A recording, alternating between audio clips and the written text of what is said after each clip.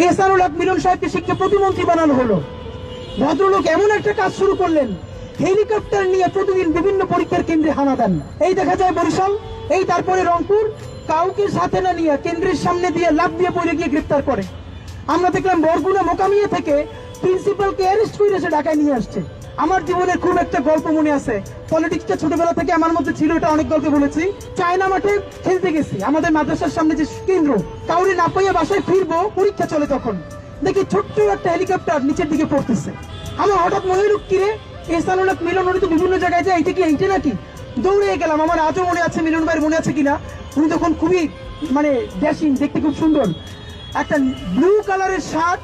উনি হেলিকপ্টার থেকে দরজা খুলেই উল্টা দিকে জোরে দিলেন দৌড়, উনি কেন্দ্র চিনতেন না। তারপরে ওনাকে অন্যরা বলার পরে উনি পরীক্ষার কেন্দ্রে আসলো, 15-20 জনকে মুহূর্তের মধ্যে এক্সপেল করে পুরো বরিশাল বিভাগে 10 থেকে 15টা কেন্দ্র গেল। দেখেন বাংলাদেশের মিডিয়ার কাজ।